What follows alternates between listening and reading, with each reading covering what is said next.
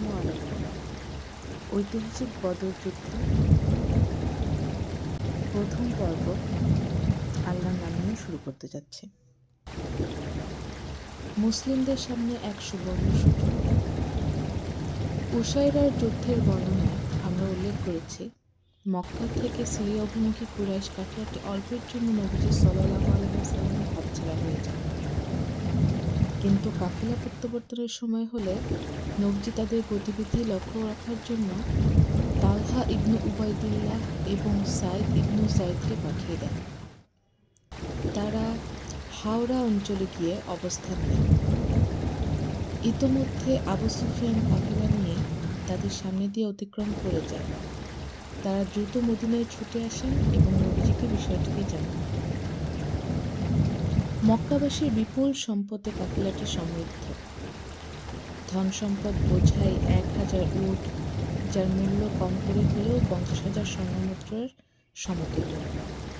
তবে এত বিশাল সম্পদের প্রহরায় ছিল মাত্র ৪০ জন লোক। মদিনার রণঘাটের জন্য এটি একটি সুবর্ণ সুযোগ।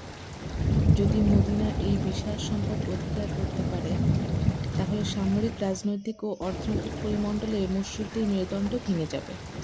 তাই নবীজি মুসলিমদের মাঝে ঘোষণা দিলেন, কুরাইশের বাণিজ্যিক কাফেলা আসছে।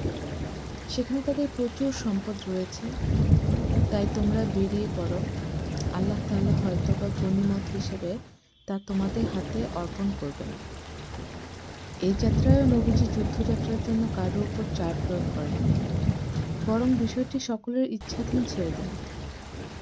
বাণিজ্যিক কাফেলার পরিবর্তে রণসজ্জায় সজ্জিত মক্কা বাহিনীর সাথে বদর প্রান্তরে সংঘর্ষে জড়াতে হবে, ঘোষণার সময় তো এর কোনো কল্পনাই ছিল না। তাই অনেক সাহাবী মদিনায় থেকে যান। তাদের ধারণা ছিল, এই অভিযানটি পূর্বের ছোট ছোট অভিযানগুলোর মতোই সাধারণ কোনো অভিযান। তাই নবীজিও যুদ্ধযাত্রা থেকে বিরত থাকার কারণে কাউকে তিরস্কার করেননি। এর দ্বিতীয় পর্ব দেখার জন্য আমাদের পরবর্তী ভিডিওর জন্য অপেক্ষা করবেন। জাযাকাল্লাহু খায়রান।